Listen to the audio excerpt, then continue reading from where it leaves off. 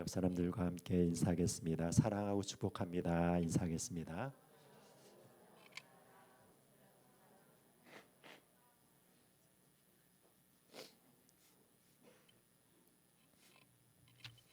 네, 여러분들의 모든 삶들 가운데서 하나님의 사랑과 은혜가 가득하시기를 예수 그리스도의 이름으로 축복드립니다.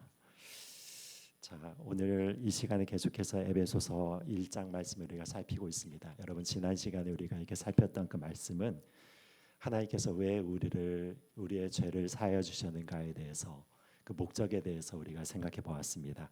여러분, 그래서 그것이 무엇인가 하면은 우리에게 모든 하나님의 지혜와 총명을 더하기 위하여서 우리에게 이 은혜를 허락해 주셨다라고 이렇게 이야기를 했습니다. 그렇다면 그 지혜와 총명으로 우리에게 무엇을 깨닫게 하시길 원하신가 하면은 하늘에 속한 모든 축복을 우리에게 허락하여 주신 하나님의 은혜를 깨닫게 하기 위하여서 그리고 우리들에게 이렇게 그 구원의 은혜를 베풀어 주었다, 이렇게 이야기를 하고 있습니다. 그렇다면 구체적으로 하늘에 하나님께 속한 지혜와 총명이 무엇인가가 이 10절 말씀에 이렇게 나타나져 있었죠. 하늘에 있는 것이나 땅에 있는 것이 다 그리스도 안에서 통일되게 하려 함이라 라고 이렇게 나와 있습니다. 여러분, 그래서 하나님께서 우리에게 이 부르신 이 부름은 나 자신 한 사람만의 부름이 아니라 거대한 하나님 나라의 한 일원으로서 하나님의 그 영광과 은혜를 같이 이루어 나가는 그런 하나님의 나라로 부르셨다, 이런 부분들에 대해서 이야기를 하고, 그리고 더 나아가서 여러분, 우리가 하나님의 그런 은혜를 깨달은 자로 하나님을 이렇게 찬양할 그런 존재로 부르심을 받았을 뿐만이 아니라 여러분 한 사람 한 사람 하나님께서 너무나도 사랑하여 주셔서 하나님께서 여러분들을 바라보시면서 기뻐하고 즐거워하는 그런 존재로 우리를 부르셨다라고 여러분, 지난 시간에 우리가 이렇게 살펴보았습니다. 자, 여러분, 그렇다면 오늘 이 시간에 살펴볼 것은 그런 은혜를 깨닫는 이 에베소 교인들을 향하여서 이 사도 바울이 어떤 기도의 내용을 가지고 기도하고 있는가, 여러분, 그 기도의 내용들에 대해서 우리가 이게 살펴볼 수가 있습니다. 그래서 지금 우리가 읽은 이 말씀은 사실은 헬라어의 그 원문을 바라보면은 긴 기도의 내용으로 한 문장으로 이어진 그 기도라는 것을 봅니다. 여러분들 그렇지 않습니까? 어떤 것들을 아주 우리의 마음에 이렇게 감동을 주는 것이 있다면 여러분, 거기에서 이렇게 쏟아져 나오는 여러 가지 가문과 그런 그 감동이 있지 않습니까? 그러면 그런 부분들을 여러분, 우리가 말로 표현을 할 수 없는 그 감동을 느끼기 때문에 그때는 막 여러 가지 말이 한꺼번에 쏟아져 나오는 것을 보게 됩니다. 그런 지금 여기에서 나타나는 것이 무엇인가 하면 사도 바울의 마음 가운데서도 여러분, 하나님을 향하여서, 그리고 또한 이 에베소 성도들을 바라볼 때 마음 가운데 터지는 그런 기쁨이 있는 것입니다. 하나님께서 우리들에게 주어주신 그 영광과 그 은혜와 축복들을 바라볼 때 하늘에서 이렇게 쏟아지는 하나님의 놀라운 그 계획들을, 그 영광들을 바라볼 때 여러분, 사도 바울의 마음이 너무나도 벅차오르는 것입니다. 그래서 이 성도들을 향하여서, 에베소 교회의 성도들을 향하여서 여러분, 그 벅차오르는 마음을 가지고 지금 하나님께 찬송을 드리고, 그리고 또 하나님 앞에 여러분 그 기도를 이렇게 올려드리는 그 장면들을 우리가 생각해 볼 수가 있는 것입니다. 여러분, 그래서 지금 여기에서 바울이 어떤 것을 우선 이렇게 기도를 하고 있습니까? 15절과 16절 보니까 이렇게 나와 있죠. 이로 말미암아 주 예수 안에서 너희 믿음과 모든 성도를 향한 사랑을 나도 듣고 내가 기도할 때 기억하며 너희로 말미암아 감사하기를 그치지 아니한다, 이렇게 이야기하고 있습니다. 여러분, 사도 바울이 지금 그 로마 감옥 가운데 갇혀 있지만 마음 가운데서 여러분, 에베소 성도를 이렇게 생각할 때 마음에 벅차오르는 그런 마음이 있었다는 것입니다. 왜 벅차오르는 것입니까? 에베소 지역 가운데서 2년 가깝게 열심히 사도 바울이 사역을 하고, 여러분, 그 사역의 결과로서 한 사람 한 사람이 복음 안에서 세워지는 게 너무나도 복된 것이죠.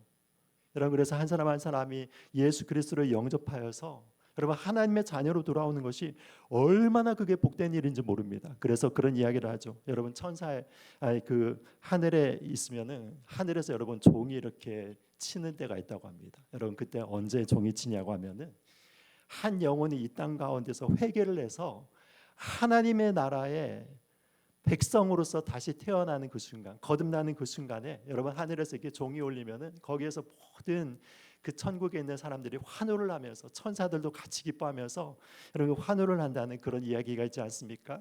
여러분 그러니까 하나님 안에서 이렇게 하나님의 은혜를 깨달으면서 예수 그리스도로 말미암아 이 구원의 은혜를 이 깨닫고 돌아오는 자들이 있다는 것이 얼마나 기쁜 일입니까? 그래서 사도 바울이 그래서 여러분 2년 동안에 열심히 사역을 해서 에베소 교회를 세워놨는데 그 가운데서 예수님을 믿고 지금도 신실하게 그 삶을 살아나가고 신앙생활을 하나가고 있는 이 에베소 교회 성도들을 바라볼 때 마음이 가득히 기쁨들이 있었다라고 지금 이렇게 이야기를 하고 있습니다. 그 감사함을 넘치도록 이렇게 하고 있는 것이죠. 여러분 지금은 우리가 핍박의 시대를 우리나라 가운데서는 살아나가고 있지 않죠. 그렇지만 여러분 초대교회 가운데서 어떻습니까? 예수님을 믿으면 끌려가서 어느 때는 이게 사자밥이 되기도 하고 화형을 당하기도 하고 끔찍한 형벌 가운데서 여러분 이게 죽임을 당하는 여러 가지 일들이 있지 않았습니까? 그렇기 때문에 그 초대교회 가운데서는 사실 그런 위험한 상황 가운데서 자기 자신의 그리스도인이라고 정당하게 밝히지 못했던 그런 일들이 있었습니다. 여러분 그럴 때에 그러면 그 성도들 가운데서 교제를 어떻게 나누었는가? 여러분들이 가끔가다 이렇게 가시다 보면은 여러분 운전하시다 보면은 그 차 그 뒷부분에 보면은 여러분 이게 물고기 표시가 되어 있는 그런 차를 가끔가다 이게 발견하고 있지 않습니까? 여러분 그 차량은 어떤 차량입니까? 그 기독교인이죠. 크리스천이라고 하는 그것을 알고 있는데 그것이 어떻게 생긴 것입니까? 그것이 어떻게 생긴 건가 하면은 여러분 그 헬라어로 그 물고기라고 하는 단어가 익스투스라고 하는 그 단어입니다. 익스투스. 여러분 그것은 어디에서 이렇게 나타난 것인가 하면은 헬라어 가운데서 예수 그리스도 하나님의 아들 구원자. 이게 다섯 단어죠. 예수 그리스도 하나님의 아들 구원자 이렇게 되는 것입니다.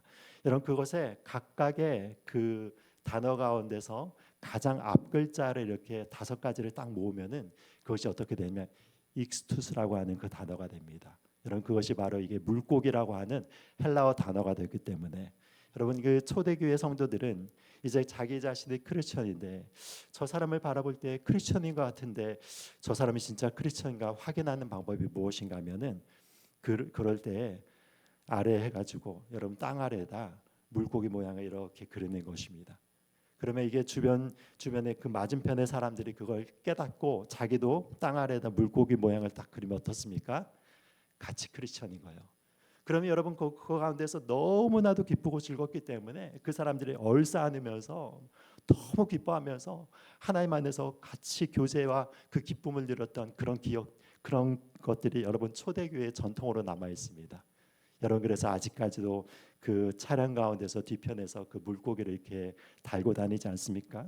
그럼 무엇인가 하면은 우리가 예수님 안에서 한 형제가 자매가 되었다는 것이 여러분 얼마나 기쁜 일인지 모르겠습니다. 여러분 그런 은혜들이 이렇게 그 충만한 이 에베소 교회를 바라보면서 사도 바울의 마음 가운데서 그 벅차는 그 기쁨들이 있었던 것이죠. 그래서 여러분 이 예수님 안에서 들어오면 어떻습니까? 가난한 자나 부한 자나 여러분 신분이 높은 자나 낮은 자 할 것 없이 예수 그리스도 안에서 여러분 한 형제와 자매가 됨으로 인하여서 그 깊은 기쁨을 누리며 나갈 수 있는 것을 이렇게 바라보게 되는 것이죠. 우리나라의 초대교회의 그 역사 가운데서도 그런 것이지 않습니까? 여러분 어떤 지역 가운데서 교회가 있는데 그 교회 가운데서 여러분 마부 출신의 한 분이 예수님을 영접했습니다. 그래서 그 교회에 이렇게 나오게 되었습니다. 나왔는데 여러분 어떤 일이 일어나는가 하면은 그 동일한 교회 가운데서 그 마부를 부리고 있는 그 주인이 그 교회에 출석한 것입니다. 그 마부의 전도를 받아가지고 출석하였는데 이분은 어떠냐면 이씨 그 조선 왕조의 이 왕족 출신입니다. 여러분 그러니까 사회적으로 바라보자면 그 한 사람은 이제 마부이고 한 사람은 왕족 출신의 그 어떻게 보면 여러분 이 굉장히 귀족과 같은 이런 신분을 가지고 있습니다. 그럼 같이 출석을 하는 것입니다. 그런데 그 교회에서 아주 기가 막힌 일이 일어났는데 어떤 일이 일어나는가 하면은 여러분 그 마부 출신의 그분이 너무 신앙이 좋은 거예요. 교회 가운데서 이렇게 그 회의를 하고 그리고 그 거친 과정 가운데서 이분이 장로님으로 피택이 돼서 장로님이 된 것입니다. 여러분, 그러니까 어떻게 된 것입니까? 같이 교회를 다녔는데 거기에서 마부 출신의 종은 장로님이 됐고, 여러분 그 마부 출신의 주인은 거기에서 평신도로 다니고 있는 것입니다. 그러니까 그 관계가 굉장히 이상해진 거죠. 그런데 놀랍게도 어떠냐면 그 왕족 출신인 그분이 이 마부 출신의 이분을 형님 하면서 굉장히 깍듯하게 대하면서 신앙의 선배로 존중하면서 그렇게 아름다운 신앙생활을 이루어 나갔다는 그것들이 여러분 우리나라의 초대교회의 그 역사 가운데서 이렇게 기록된 것을 보고 있습니다. 여러분, 그것이 무엇입니까? 하나님의 복음의 능력인 것이죠. 여러분, 하나님의 복음의 능력 안에서 우리가 하나가 되어서 여러분 이런 은혜를 받는다면, 여러분 이 우리가 같이 삶을 살아나가면서 그리고 같이 우리가 은혜를 받아가면서 여러분 부한 자들이나 가난한 자들이거나 뭐 우리가 배운 자들이나 못 배운 자들이나 여러분 그런 것이 상관이 없이 하나님 안에서 한 형제가 되어서 너무나도 하나님 안의 은혜 가운데서 그 기쁨 가운데서 같은 한 형제 자매로서 감사함으로 하나님께 영광을 돌릴 수 있는 그런 공동체를 이루어 나갈 수 있다는 것을 보게 되는 것이죠. 여러분, 그 다음에 이제 사도 바울이 구체적으로 이 교인들을 향하여서 기도하는 장면들이 나옵니다. 그 내용들이 이제 17절부터 이제 나타나게 되는 것이죠. 자, 17절에 보면 어떻게 나와 있습니까? 우리 주 예수 그리스도의 하나님 영광의 아버지께서 지혜와 계시의 영을 너에게 주사 하나님을 알게 하시고, 자 18절까지 읽겠습니다. 너의 마음의 눈을 밝히사 그의 부르심의 소망이 무엇이며 성도 안에서 그 기업의 영광의 풍성함이 무엇이며. 예, 여기 보시면 어떻게 나와 있습니까? 우선적으로 사도 바울이 이렇게 기도하는 것은 무엇이냐면 하나님께서 너희들에게 지혜와 계시의 영을 주시기를 원한다라고 이렇게 이야기를 하고 있습니다. 여러분, 그러니까 우리가 하나님의 그 은혜를 깨닫기 위해서는 어떤 것이 필요한 것입니까? 지혜와 계시의 영인 성령 하나님을 이렇게 받아야 되는 것입니다. 그래서 우리의 마음 가운데서 이 하나님의 그 구원의 은혜의 깊이를 깨닫기 위해서는 한 사람 한 사람 여러분들이 성령이 충만해야 되는 것이죠. 여러분, 성령이 충만해야지 우리 가운데서 그 말씀이 능력으로 역사하는 것이고, 성령이 충만해야지 이 안에 담겨진 영적인 의미들을 우리가 온전히 알아나갈 수 있다는 것을 이렇게 바라보게 되는 것입니다. 여러분, 그래서 무엇인가 하면 이것을 통하여서 어떤 것을 지금 사도 바울이 구하고 있습니까? 영광의 아버지께서 지혜와 계시의 영을 주사 하나님을 알게 하시고라고 얘기를 하고 있습니다. 여러분, 하나님은 우리가 끊임없이 나가야 되는 것입니다. 여러분들의 삶 가운데서 1년 동안 하나님을 알아나가고 있다면 여러분 그 다음에 알아나가고 그리고 그 다음에 알아나가고, 그래서 여러분 지금 하는 것보다 10년 후가 여러분들이 훨씬 더 하나님을 더 많이 알아나가야 되는 것이고, 10년 후보다 20년 후 30년 후가 하나님의 은혜를 훨씬 더 알아나가야 되는 그런 존재 우리를 부르셨다라고 이야기를 하는 것이죠. 여러분, 그래서 여러분 천국에 가면은 우리가 어떤 일을 하겠습니까? 여러분, 어떤 분들은 그렇게 얘기해요. 천국 가면 심심할 것 같대요.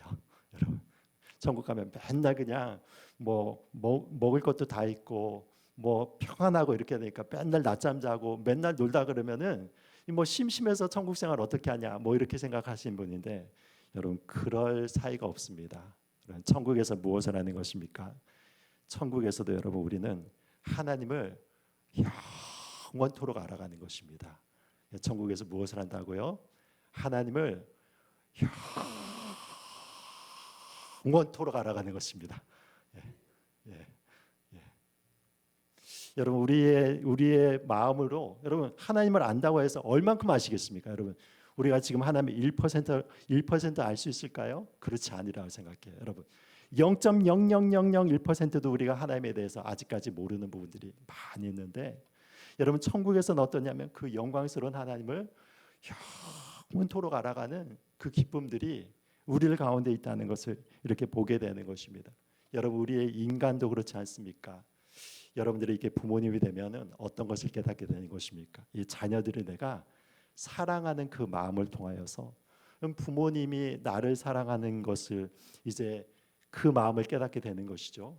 여러분 저도 전에 이렇게 보면 부모님이 나를 사랑하신다는 것을 알았지만 그래서 제가 이제 아버지가 되다 보니까 어떠냐면 이 자녀들에게 쏟아지는 그 사랑을 이렇게 바라보면서 아, 우리 부모님의 사랑이 이런 사랑이었구나. 이런 사랑이었구나. 이제 오늘 그 시온이가 이제 그 고등학교 이 기숙사에 이제 캠프를 이렇게 들어가는데 제 어젯밤에 마음이 이렇게 싱숭생숭하더라고요. 한 3주간 이렇게 떠나게 되는데도 불구하고 그리고 또 어떠냐면 이제 매일 이렇게 같이 집에 이렇게 머물러 있다가 이제 아이를 이렇게 떠나보내는 3주간이라고 가장 이제 먼 시간 동안에 이렇게 떠나보내게 되니까 그런 마음 가운데서 제가 마음이 울컥울컥한 거예요. 그러면서 어떤 마음이 드는 것입니까? 제가 이 고등학교 때 또 마찬가지로 여러분 고등학교 때 정교생 기숙사 생활하는 그런 고등학교에 이렇게 다녔기 때문에 일찍 그 부모님 품을 이렇게 떠났습니다. 떠났을 때 그 마음들이 어떤 마음이었는지 느껴지는 거예요. 그래서 어젯밤에 제 마음 가운데서 어머니 아버지 생각이 정말 많이 들었습니다. 아, 부모님의 마음들이 이런 마음이구나. 여러분 그런 것들을 깨닫지 않습니까? 근데 어느 곳에 이 수필을 이렇게 읽어보니까 어떤 70대 할머니께서 이렇게 쓰신 수필이었습니다. 그런데 거기에서 이렇게 쓰는 그 글 가운데서 어떤 것이 나오는가 하면은 내가 70이 되어서야 우리의 어머니의 마음을 이해하는 것이 있다라고 이야기를 하는 것입니다. 여러분 어떻습니까?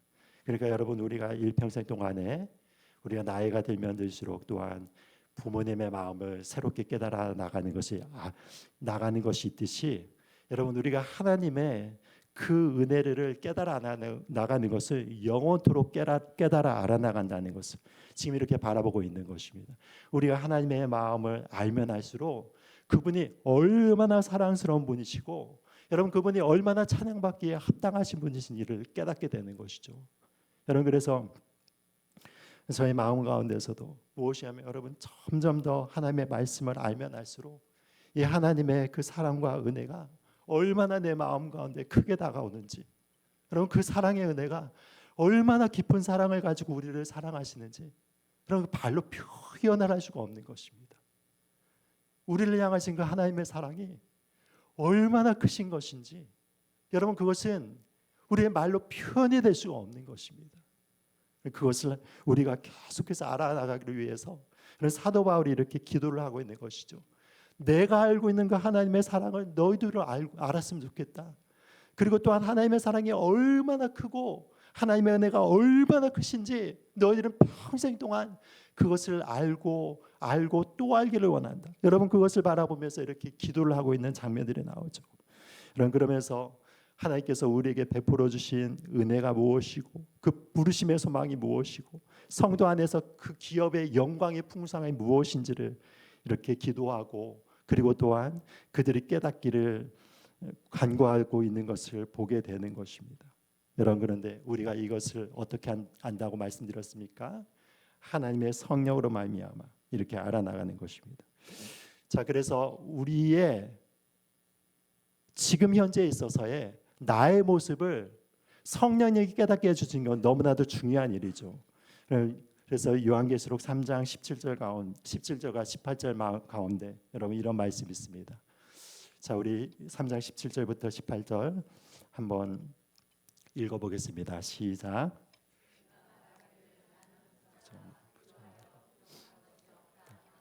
내 공고한 것과 가련한 것과 가난한 것과 눈먼 것과 벌거벗은 것을 알지 못하는도다. 내가 너를 권하노니 내게서 불로 연단한 금을 사서 부요하게 하고 흰옷을 사서 입어 벌거벗은 수치를 보이지 않게 하고 안약을 사서 눈에 발라 보게 하라. 네. 자, 여기에 보니까 예수님께서 라오디게아 교회를 향하여서 지금 이렇게 경고를 하고 있는 말씀들을 이렇게 보게 되죠. 여러분 여기에 보면 이제 육신의 안목과 영적인 안목이 구별이 된다는 것을 보게 됩니다. 여러분 여기에 보면 어떻게 나와 있습니까? 스스로 자기 자신이 라오디게아 교회의 사람들이 생각하기를 스스로 어떻게 생각하고 있다는 것입니까? 나는 부자라 부요하여 부족한 것이 없다라고 생각한다는 것입니다. 여러분, 그러니까 라오디게아 교회는 굉장히 부유한 교회였습니다. 주변에 여러 이제 많은 산업들이 발달을 하고, 그리고 거기에서 이제 온천수도 이렇게 흘러나오고, 그리고 특별히 라오디게아 그 지역 가운데서는 여러분 유명한 그 안약이 있어가지고 안약을 판매하면서, 그러면서 그것으로 인하여서 많은 부를 누리는 그런 지역이었습니다. 여러분, 그러니까 겉으로 바라볼 때 어떻습니까? 예를 들자면 여러분, 우리 교회 가운데서 우리 교회가 그런 이 교인들이 꽉 차가지고 이 교회에 이렇게 다 이렇게 앉아 있는 거예요. 그리고 모두가 다 여러분 옷을 입고 있는데 명품 옷을 입고 이렇게 앉아 있는 것입니다. 그러면서 뭐 시계도 명품 시계를 차고 막 금가락지 끼면서 그런 부유한 사람들이 꽉 차서 앉아 있다고 생각해 보십시오. 그러면은 사람들이 바라보기엔 어떻게 바라본다는 것입니까? 저 교회는 든든한 교회네, 이렇게 생각을 한다는 것이죠. 사람도 정말 잘 나가고, 그리고 부유하고, 뭐 가난한 사람들이 없고, 그래서 뭐 일을 할 때도 재정적으로 풍족하고 넘쳐나서 부족함이 없는 교회다. 여러분 그렇게 생각하지 않겠습니까? 그런데 예수님이 그런 라오디게아 교회를 향하여서 지금 어떻게 이야기를 하고 있습니까? 이 말씀을 보니까 예수님은 반대로 지금 이렇게 이야기를 하고 있는 것을 보는 것이죠. 내가 어떠하다는 것입니까? 너의 곤고한 것과 가련한 것과 가난한 것과 눈먼 것과 벌거벗은 것을 알지 못한다라고 얘기를 하고 있습니다. 여러분 왜 그런 것입니까? 그 라오디게아 교회가 여러분 너무나도 부유한 사람들이 많고, 여러분 자기의 육체적인 부분들이 전혀 부족함이 없으니까 그 마음 가운데서 무엇이 없는 것입니까? 하나님에 대한 사랑이 없죠. 하나님에 대한 그 애통한 마음도 없고 갈급한 마음도 없어서 여러분 기도하지 않아도 어떻습니까? 주변 환경들이 너무나도 좋고 풍족하기 때문에 기도할 이유도 없는 것입니다. 여러분 그러니까 어떻습니까? 예수님의 눈에 바라보기에는 겉으로는 너무너무 부유한 교회였지만 예수님의 관점에 보기에는 이 교회가 벌거벗었어요. 아주 수치스럽고 너무나도 영적으로 가난해가지고 그 수치를 알지도 못하는 그런 교회였다는 것을 지금 여기에서 이렇게 이야기를 하고 있습니다. 그러면서 여기에서 어떤 것을 이야기하고 있습니다. 그래서 너의 그 영적인 현실을 바라보라라고 이야기를 하면서 이것을 어떻게 고치라고 이 말씀 가운데서 이야기를 하고 있는 것입니까? 내게서 불로 연단한 금을 사서 부유하게 하고 흰옷을 사서 입어 벌거벗은 수치를 보이지 않게 하고 안약을 사서 눈에 발라 보게 하라. 여러분 이렇게 이야기를 하는 것이죠. 지금 네가 나의 관점에 서서 너의 영적인 부분에 있어서 얼마나 지금 헐벗었는지를 나로 말미암아 나의 은혜로 말미암아 나의 안약을 사서 발라서 봐서 너의 영적인 눈을 밝히 보라라고 이렇게 이야기를 하는 것입니다. 여러분 하나님께서 우리에게 허락하여 주시는 그 가장 큰 축복 가운데서 하나가 무엇인가 하면은 여러분 예수님께서 우리에게 허락하여 주신 이 안약을 사서 발라본 다음에 나의 모습을 바라보는 것입니다. 여러분 그렇게 되면 무엇을 깨닫게 되는 것입니까? 내가 하나님 안에서 얼마나 부족한 자인가를 깨닫게 되는 것입니다. 그럼 내가 하나님 안에서 얼마나 연약한 자들인가 깨닫고, 여러분 나의 힘과 나의 공로로 말미암아 하나님 앞에 나갈 수 있는 아무것도 없다는 여러분 부족한 것들을 내 마음 가운데서 깊은 곳에서 깨닫게 되는 것이죠. 여러분 그래서 어떤 것을 고백하게 되냐면 나의 나된 것이 하나님의 은혜고, 하나님의 은혜가 아니고서는 내가 이 신앙생활을 해나갈 수 없다. 하나님의 은혜가 아니고서는 나는 도저히 하나님의 자녀라고 일컬음을 받을 수 없도록 나의 모습은 너무나도 부족하고 연약하고 죄악투성이라는 것을 여러분 이렇게 발견하게 되는 것입니다. 여러분 그것이 무엇인가 하면 하나님께서 우리에게 허락하여 주신 축복인 것이죠. 왜냐하면 이런 축복의 은혜를 받았을 때 우리는 하나님의 은혜가 얼마나 크다는 것을 깨닫고 여러분 하나님의 마음을 중심을 다해서 하나님을 찬양할 수가 있게 되는 것입니다. 그래서 우리의 모든 총명들을 하나님께서 부어주셔서 하나님의 부유함에 이르게 하는 것이 바로 하나님의 축복이라는 것을 이렇게 바라보게 되는 것입니다. 여러분 그런데 이 축복이 누구의 어느 분에게 이렇게 나타난가 하면은 바로 예수 그리스도를 통하여서 나타났다라고 이렇게 이야기를 하고 있는 것입니다. 여러분, 그것이 바로 20절부터 22절까지 이렇게 나와 있습니다. 자, 우리 말씀 성경 말씀 20절부터 22절 여러분 함께 읽도록 하겠습니다. 읽겠습니다. 시작.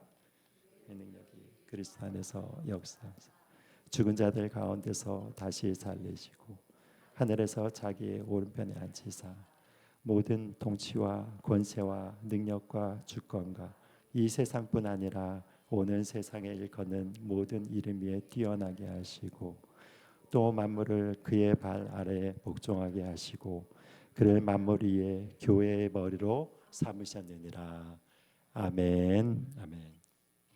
자, 여러분, 이 본문의 말씀을 여러분이 잘 한번 따라와 주시기 바랍니다.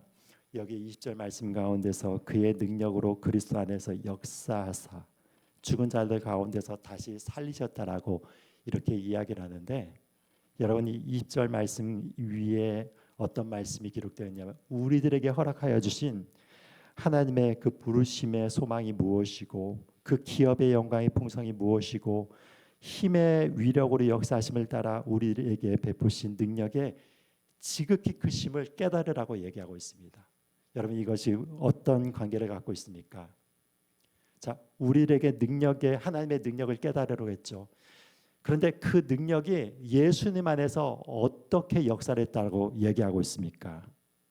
20절 말씀을 보니까 그의 능력으로 그리스도 안에서 역사하사 죽은 자들 가운데서 다시 살리시고 하늘에서 자기의 오른편에 앉히시는 능력이었다고 하는 것입니다.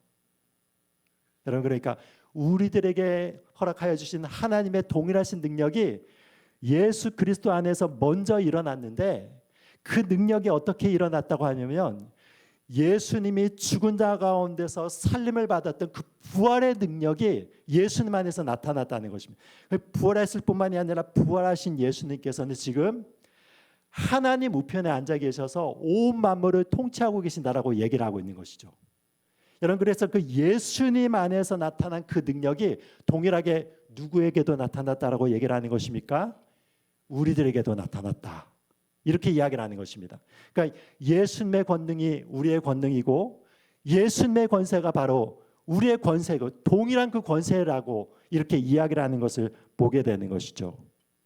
여러분, 그래서 우리가 어떤 소망을 갖고 있는 것입니까? 이 부활의 소망을 갖고 있는 것입니다.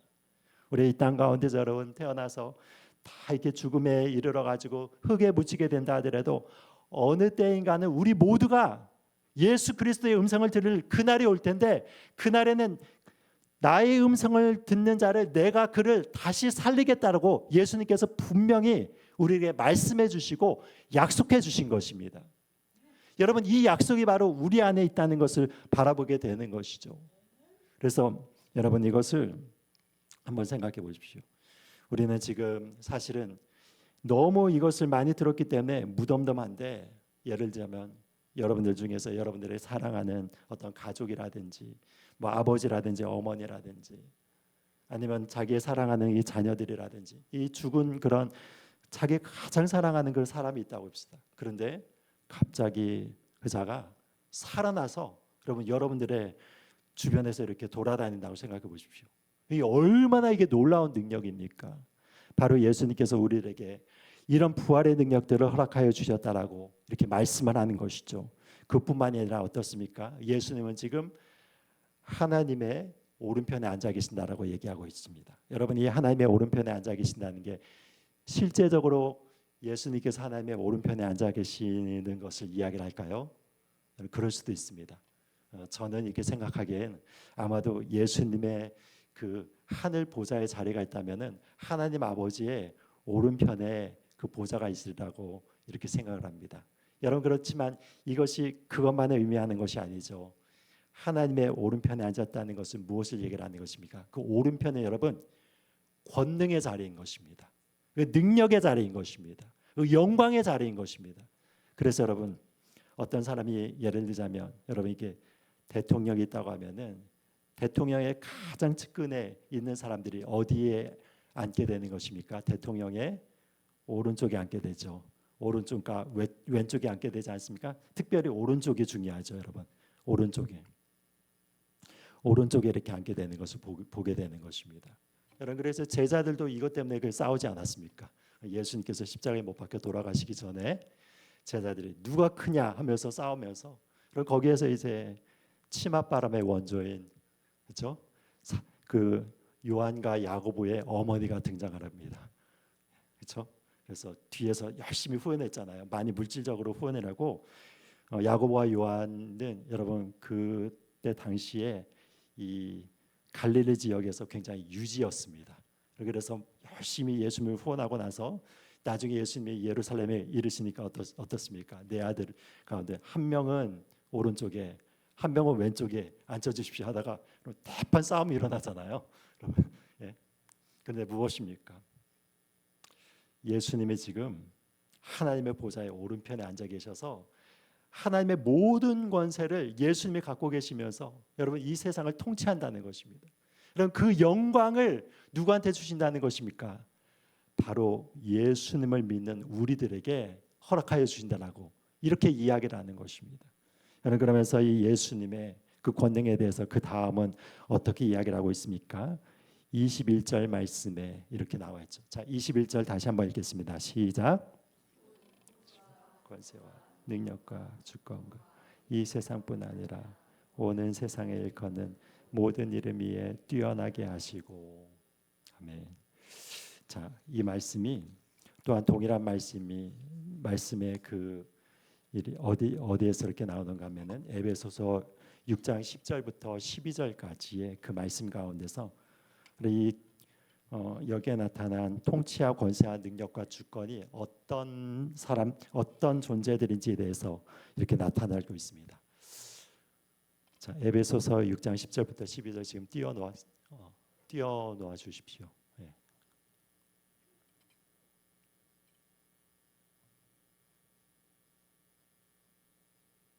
네, 말씀. 에베소서 6장 10절부터 12절. 네, 감사합니다. 네. 우리 한번 이 말씀도 같이 읽겠습니다. 시작. 끝으로 너희가 주 안에서와 그 힘의 능력으로 강건하여지고 마귀의 간계를 능히 대적하기 위하여 하나님의 전신갑주를 입으라.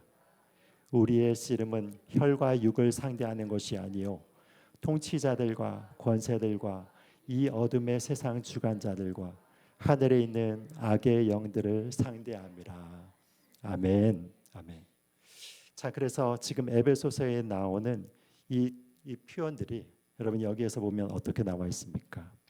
이 말씀을 보면은 우리가 혈과 육을 상대하는 씨름을 싸우는 것이 아니다라고 얘기하면서 우리의 싸움의 대상들이 통치자들과 권세들과 이 어둠의 세상 주관자들과 하늘에 있는 악의 영들에 대한이라고 이렇게 나와 있습니다. 여러분, 그러니까 우리가 지금 읽은 이 에베소서 이 6장 말씀에 나타난 이 존재들과 그리고 에베소서 1장 21절에 나타난 모든 통치와 권세와 능력과 주권들 이렇게 가지고 있는 그 존재들이 동일한 존재들인 것입니다. 그러니까 예수님께서 이 땅 가운데서 부활하셔서 하나님의 우편에 앉은 다음에 무엇을 하시는가 하면 이 땅의 모든 악령들을 다스리면서 나간다는 것입니다. 그 다스리는 권세를 예수님이 받으셔서 이 땅의 모든 악령들을 이제 쫓아내시고 하나님의 백성들을 부르시는 그 권세를 하나님께서 허락해 주셨다라고 이야기를 하는 것이죠. 여러분, 이 동일한 권세가 누구에게도 있다는 것을 이야기하고 있습니까? 우리들에게도 있다. 예수를 믿는 우리들 가운데서 있기 때문에 여러분, 우리가 이 권세를 가지고 싸움에서 나가는 것입니다. 교회 생활 가운데서 여러분 여러 가지 어려움들을 당하시는 분들이 있습니까? 그렇다면 그 사람과 사람과의 관계가 먼저 중요한 것이 아니라 여러분 그런 문제들과 어려움들이 생겼을 땐 우리는 하나님께 나가서 기도를 통하여서 그 뒤에서 역사하고 있는 이 악한 영들과 싸워 나가는 것입니다. 우리 교회 가운데서 여러 가지 문제들이 생기고 여러 가지 어려움들을 그 마음들이 생기는 그런 부분들이 있습니까? 여러분, 그렇다면 여러분들이 그것을 바라볼 때 각자의 그 삶의 자리 가운데서 여러분 이 영적인 싸움을 싸우면서 나가야 되는 것입니다. 기도로서 말미암아서 싸우면서 여러분 그런 불들을 이렇게 꺼트려야 되는 것이죠. 우리들에게 날아오는 그 화살들을 기도로 말미암아서 여러분 그것을 방어하면서 하나님의 능력을 힘입어서 그 사탄의 권세를 쫓아낼 때 어떤 일들이 일어나는 것입니까? 영적인 부흥이 일어나는 것이고 우리의 마음과는 불안하게 하는 그 불안감들이 여러분 떠나가는 것이고 길들이 열리는 것이고 하나님의 은혜가 우리의 마음을 붙듦으로 인하여서 우리가 이 세상을 능력 있게 살아나갈 수 있다는 것을 우리에게 보게 되는 것입니다. 그래서 제가 같이 이렇게 사역을 했던 어떤 목사님이 이렇게 서울에서 개척을 하신 목사님이 계신데 여러분 그 목사님이 개척교회를 어떻게 이름을 지었는가 하면은 그 이름이 이렇습니다. 이기는 교회. 어떻습니까? 이기는 교회.